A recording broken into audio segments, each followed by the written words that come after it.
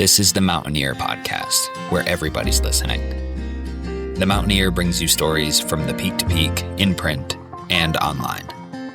Now, listen in to the latest news of the area.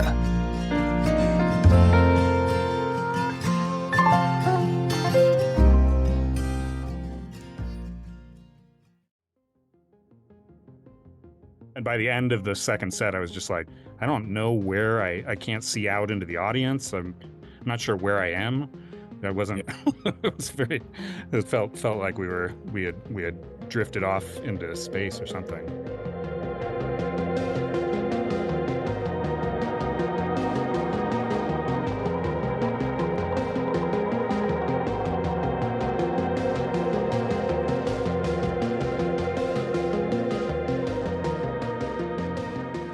Welcome to the Mountaineer Podcast. I'm Tyler Hickman, and today we're getting into the zone. The July issue of our Arts and Culture Monthly, Caribou Current, hits the racks this week with local cosmic Americana band Prairiewolf gracing the cover. If you haven't heard their music yet, you can thank me later. The trio is rooted in Boulder County from Nederland to Longmont, and their latest record, Zone Poems, drops July 17th via Centripetal Force Records. If you're a live album buff, I'm looking at you, Deadheads and Fish fans. I cannot recommend these guys enough. But what's really interesting is how this live record came together. The group went on tour throughout Colorado and got into some pretty funky headspaces on stage. They didn't know it yet, but they were making their next record in real time. Today, we're going on that journey with them. Our editor, Jezy Gray, sat down with Jeremy Erwin, Tyler Wilcox, and Stefan Beck to find out how this weird tapestry of spacey, laid-back jams came together. Before we enter the cosmos, we've got a quick word from one of our sponsors, Central City Opera. The 94th Central City Opera Festival opens June 27th. Since 1932, Central City Opera has been one of Colorado's favorite arts traditions, bringing world-class talent to a 19th century opera house in historic Central City. This summer, CCO is celebrating the 70th anniversary of our world premiere of The Ballad of Baby Doe. The show tells the scandalous historical love story of Silver Baron Horace Tabor, who left his wife Augusta for Baby Doe. The original performance rocked Denver society, and today remains a staple of Colorado history. You can also catch The Marriage of Figaro, Masterclass, and CCO in concert this season, with a cast featuring talent from the Met, San Francisco Opera, and beyond. The festival runs June 27th through August 2nd. Tickets start at $32, and seats are going fast. Visit centralcityopera.org to learn more. Now, let's dive in. Thanks for joining us today. Appreciate all you guys for carving out a little time. Very, very stoked, and very stoked about this new record. Thank you. Yeah. Thank you. It's hard to believe it's been 3 years. That is pretty wild. 2023 now. Because that was when the first record came out. That's right. Yep. Yeah. Spring of 23. So let's start there. Can you guys kind of catch me up on the Prairiewolf saga over the last 3 years? Where are we now? I feel like we've, developed as a live act, and I think that's like maybe gotten its way into the records as well. Maybe even just like how we kind of put together the songs we maybe think about in a live kind of setting, or just kind of like how to play to everybody's strengths and everything. I think we've found what we're good at. I feel like this record is something that the first time on a record that we've captured what we were good at, which is, you'll hear this word a lot probably, but zoning out or zoning in. We understand each other's strengths, and we understand what people like about the band, which thankfully is what we enjoy doing in the band. So we've just kind of, followed the current there. Has that, had these last few years, and has everything you just told me, is that kind of has that been surprising to you, or is this kind of the idea that you had for the band from the get-go? I don't know if we had an idea for the band really. Like, when we started, I don't know if there was like a clearly stated goal of like, this is what we want to sound like, or this is what we want to achieve. So it's been a natural progression, I think. Yeah, totally. And yeah, I mean, as far as it being a surprise, I feel like everything is a surprise with this band. Correct. I mean, from the very beginning, I knew that it was fun to play, but pretty much everything after that, I was like, oh, okay, this is happening. Like, and this is happening, and now this is happening. So, I mean, it's fun in that way that it is constantly kind of surprising, both in the music and the places that we end up playing it and everything. When we started the group, you know, I had the intention of, and I think we all shared this, is like making music that was soothing. Like the times that we had come out of with COVID and the Trump era just fucking sucked. And I just wanted to make music that was just soothing, just felt good, like a really good combination of instruments that everybody liked. And just, you know, it was kind of, I don't know, healing music. And times have changed fairly drastically over the past 3 or 4 years. I don't know if I go in with the intention of like trying to soothe people anymore. It's more like, I think everybody just wants to like get lost in it and just kind of go there for the, you know, enjoy the music for the sense of just getting out of the shit. Yeah, that's super interesting to hear you say that, just talking about the different environments, you know, compared to where we were when LP1 came out versus LP3. And I will say to that point about, you know, desiring to soothe, if I have guests coming over, first record I'm putting on, Prairiewolf LP1. It's the welcome to my home music. You know? Like, let's put everyone at ease. And we'll take a journey together. I don't know if the new one is the one that you would put on to. I mean, yeah. I mean, I do think it's, you know, it has some of those elements. I mean, there's definitely some, but I mean, I do think it's edgier. Mhm. And, I mean, edgier for us. I think that yeah. it's. I wouldn't call it edgy. I think what we find edgy is not what is actually edgy. Well, it's funny you say that. I have a whole question prepared about this very word, Tyler, because you included that in an email. You said that the live quality of the recordings gave some of the moments on the record, you know, kind of an edgier quality. I agree, and I also agree with like the sentiment that Stefan's saying, which is like it's not exactly the first word that would come to mind when you're describing Prairiewolf. Right. So let's maybe like, since we're on that topic, let's go there.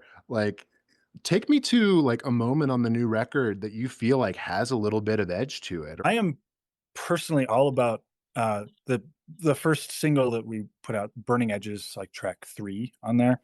Stefan has a genuine like fuzz tone solo that goes, I don't know what the length is, Stefan. Have you timed it? Too long. Extended solo. No, it's not long enough, man. I feel like bringing Stefan into the place where he is comfortable to just rip. I don't know. That just felt like a level up for me. I'm very proud of you, Stefan. I can still remember that song, playing that song in Crestone.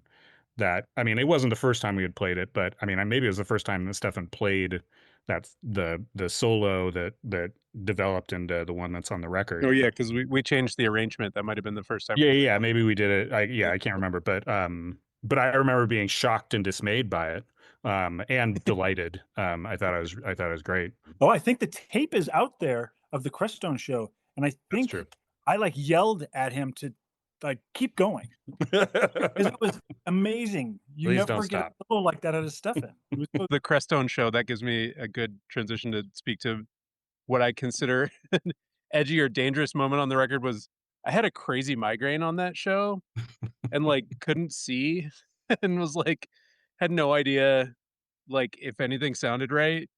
And then that ended up being the bulk of side A. It came from that show. For me, that felt like slightly dangerous situation playing live. No, I mean, that show Yeah. was genuinely strange to me as well. Yeah. I remember just because we did play 2 sets, right? And by the end of the second set, I was just like, I don't know where I can't see out into the audience. I'm not sure where I am. That wasn't. It was very.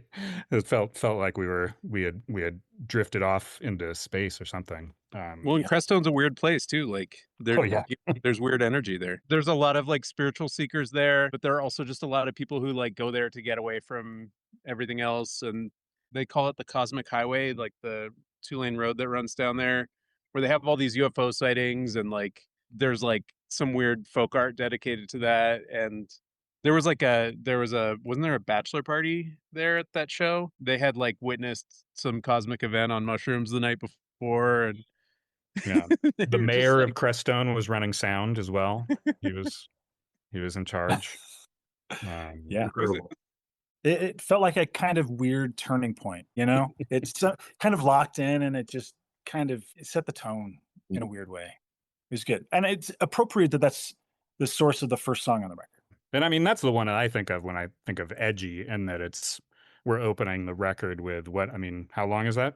It goes on for a while. So, I mean, we're opening with a pretty long kind of doomy dirge kind of thing. I don't know. It felt different, and yeah, a little more dangerous, but we trust the listeners to get into it.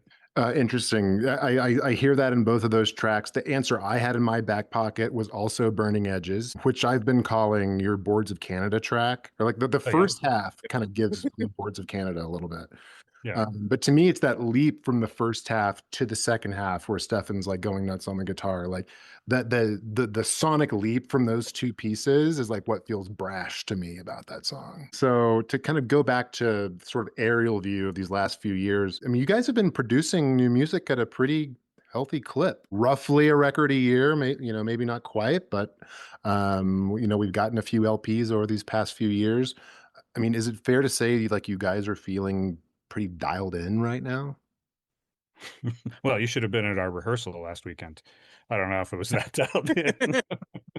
Yeah, no, I mean, I think as we were saying, like it felt like we could come in and, for the most part, kind of knew what to do with the songs. We didn't have to think about them too much. So yeah, in that respect, I mean, I do feel like it's something that at least if we have songs, we can kind of we know what to do with them now. I don't know. Maybe I don't know if the other guys agree. well, I would just add to that and say one thing that helped kind of focus in on getting those songs dialed and getting really comfortable with playing them live was, we had a bunch of music that we all brought to the table at the beginning of last year. I don't know how many demos we had, but there were maybe 10 or 12, and Jeremy wisely said, well, let's focus on a smaller group of them and just get to know these songs inside and out and kind of let them evolve as we play them. And I think that was really effective. So I do think, like in the time period when those recordings were made, from whatever it was, May to October of 2025, we were really dialed on those songs. Especially by the end. Like I remember that last Glob show we opened for Bitch and Baja's. I think at the end of our set, I was like, I think that's the best we've ever played. And that's, the basis of a handful of songs on the album. We played 15 shows last year. I think that's more than we played combined previously. I would record every show with a little Zoom recorder. And we had eventually tapers would come out to the show and record, which is a phenomenon that I never imagined we would experience. So we had all these recordings of the shows, right? And we'd listen to these, and sprinkled in there was an occasional soundboard recording that we would get, like a multi-track soundboard recording from the venue, which is amazing to have because you can mix it like a record, right? So as we'd go back and listen to the shows, we could identify what was best or what was like a unique performance of a song. And I think we started the year with the intention of playing these new songs and recording an album at the end traditionally, because the intention was to get inside the songs, see where they had advanced by the end of the year, and capture that in the studio. Well, the multi-track recordings happen to be some of the most memorable shows. Crestone, and then we had a couple at Glob at the end of the year. They were just amazing. So I think like Stefan said, that Bitch and Baja's show we opened for, we were like, I think we might have a record already.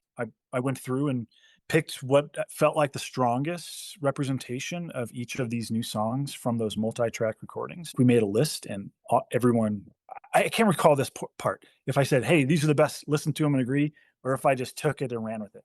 No. You just made a record. We had finished those, and then it was like you went underground into mixing mode. Okay. And then popped up a couple months later, and we're like, "Hey, what do you think of this?" And it was like kind of mind blowing that you were able to come up with what you did.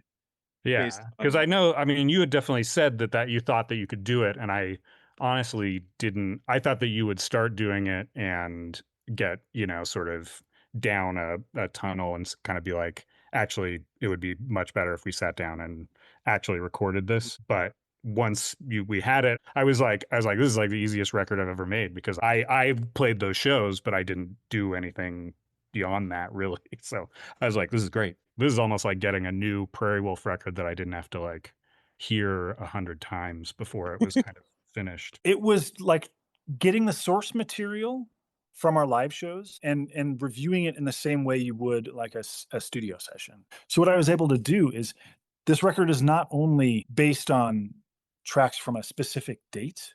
Like the first track is not simply from Crestone. The bulk of it, like Tyler and Stefan and the drum machine are, but then I'll also take large sections from another date, like a whole Stefan track, and drop it into the track from Crestone, and it just fits.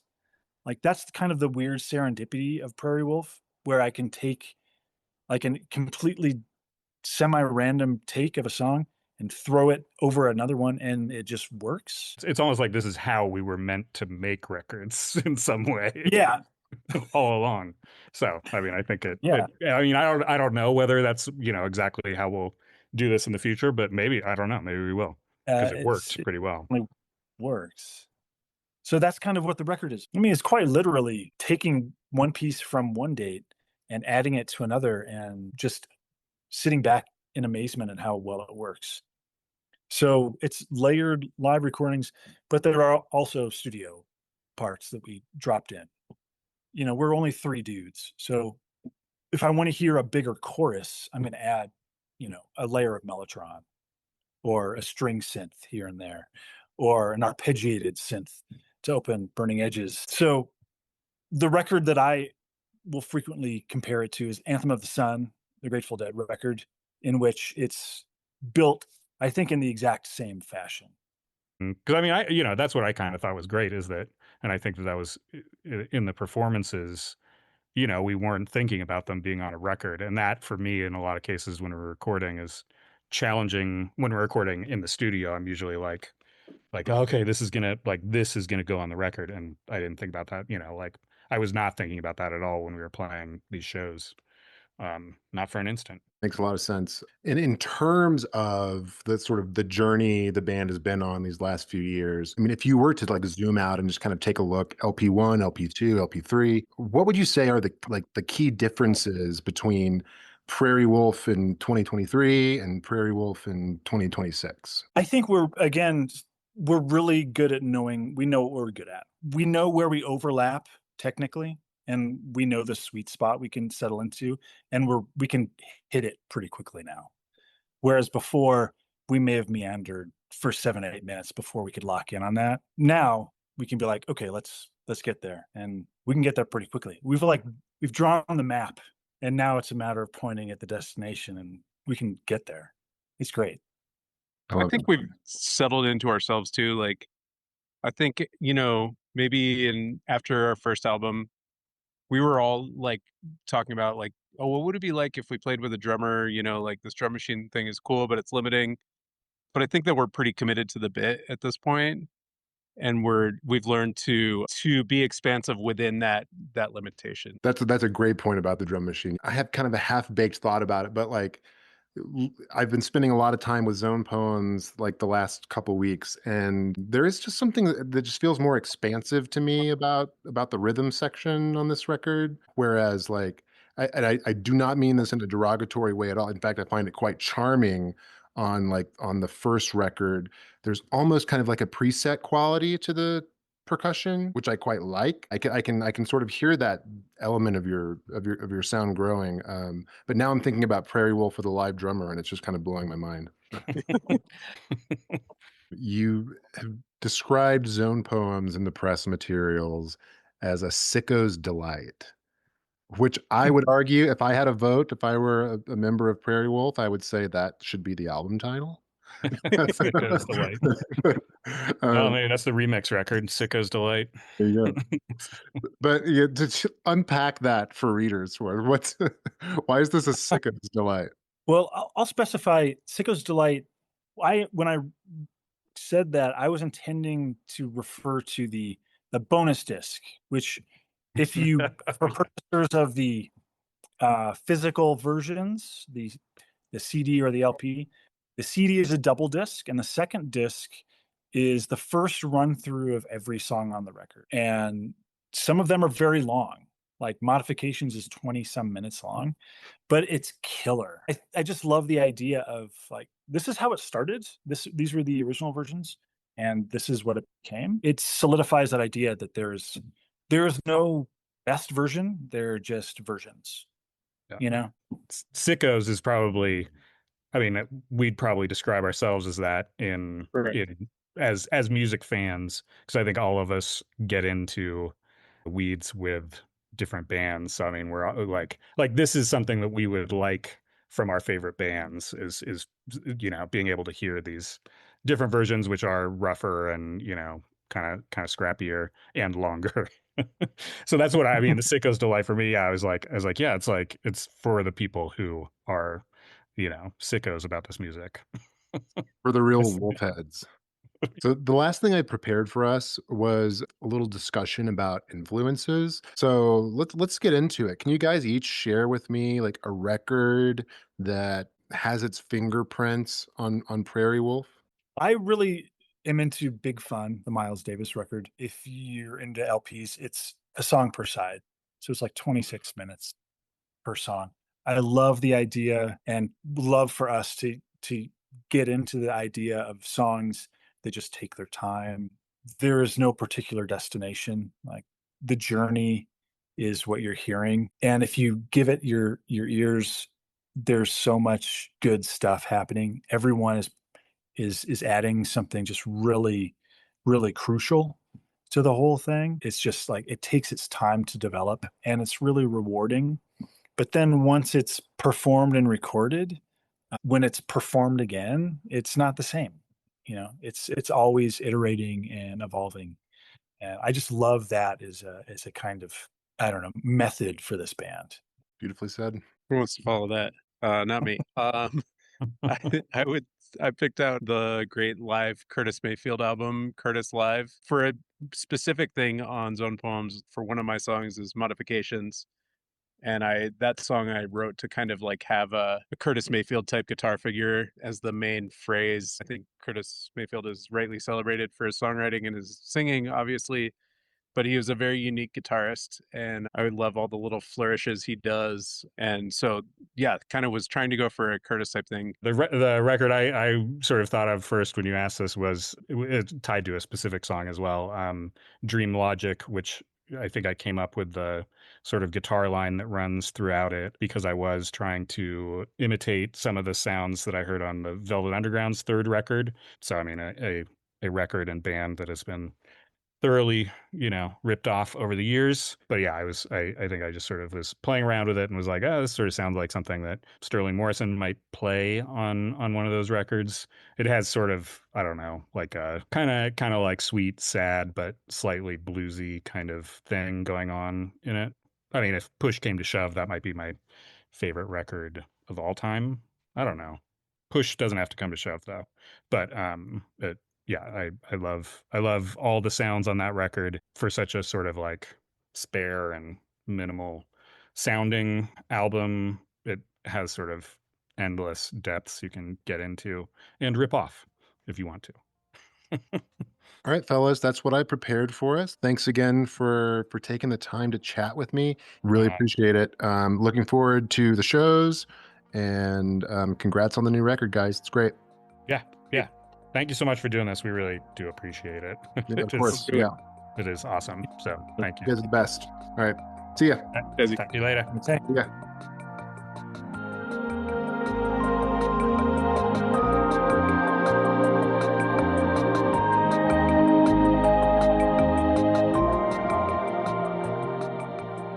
That's all for today.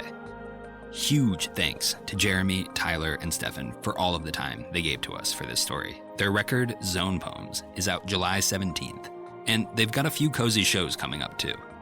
You can catch them at Louisville's Electric Room July 18th, Boulder's Paradise Found Records on August 1st, and Denver's Ghost Canyon Fest August 29th.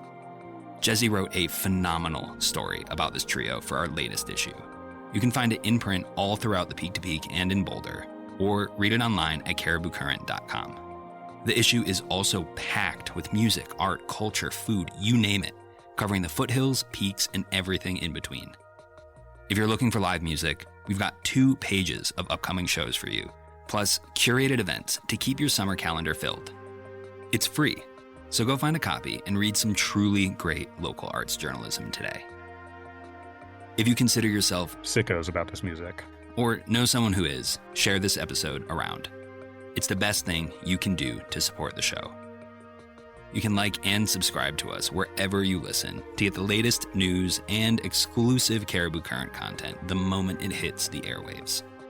Once again, this is the Mountaineer Podcast. I'm Tyler Hickman. Thanks for listening. We'll see you next week.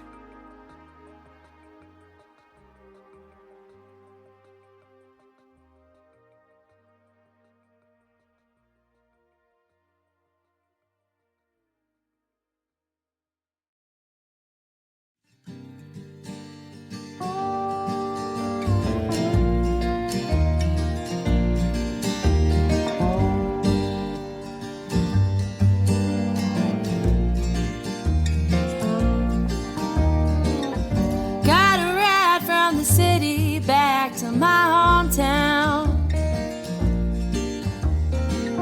Everything seemed different but the same. I can't tell if anything's changed or just the inside of my head.